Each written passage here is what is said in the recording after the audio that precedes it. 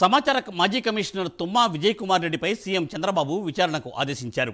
విజయ్ కుమార్ రెడ్డి చేసిన అక్రమాలపై విచారణ చేయాలని సీఎస్ నీరబ్ కుమార్ ప్రసాద్ను సీఎం ఆదేశించారు. మీడియా ప్రకటనలో అక్రమాలపై విచారణ చేయనున్నారు. ప్రస్తుతం ఏపీ డెప్యుటేషన్ ముగియడంతో కోల్కతాలో పీఐబీ డైరెక్టర్ జనరల్గా ఈ మధ్యనే ఆయన జాయిన్ అయ్యారు విజయ్ కుమార్ రెడ్డి.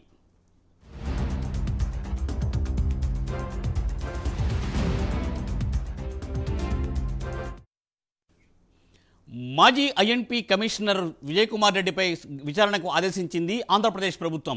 దీనిపై మరింత సమాచారాన్ని మా ప్రతినిధి శ్రీనివాస్ అందిస్తారు. శ్రీనివాస్. మూర్తి, గత వైసీపీ పాలనలోని జరిగిన చోటు చేసుకున్న అక్రమాలు ఒక్కొక్కటిగా వెలుగు చూస్తున్నాయని చెప్పుకోవచ్చు. తాజాగా చూసుకుంటే గత ప్రభుత్వంలో సమాచార శాఖ కమిషనర్ గా పనిచేసిన తుమ్మా విజయ్ కుమార్ రెడ్డిపై కూడా అనేక అక్రమాల ఆరోపణలు వెల్లువెత్తాయి. ఈ నేపథ్యంలో కూడా విజయ్ కుమార్ రెడ్డిపై వస్తున్న అక్రమాలపై విచారణ చేయాల్సిందిగా సాక్షాత్తు రాష్ట్ర ముఖ్యమంత్రి చంద్రబాబు నాయుడు అధికారులను ఆదేశించడం జరిగింది.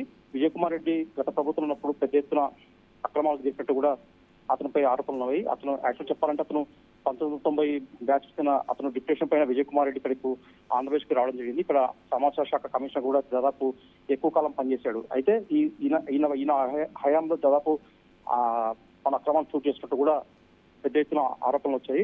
ప్రధానంగా చూసుకున్నప్పుడే అధికార పక్షానికి చెందిన మీడియా ఏదైతుందో సాక్షి పత్రిక కావచ్చు, సాక్షి మీడియా కావచ్చు, దాదాపు 400 కోట్లకు పైగా కూడా అక్రమంగా ప్రకటించారని చెప్పేసి కూడా అతనిపై ఆరోపణలు ఉన్నాయి.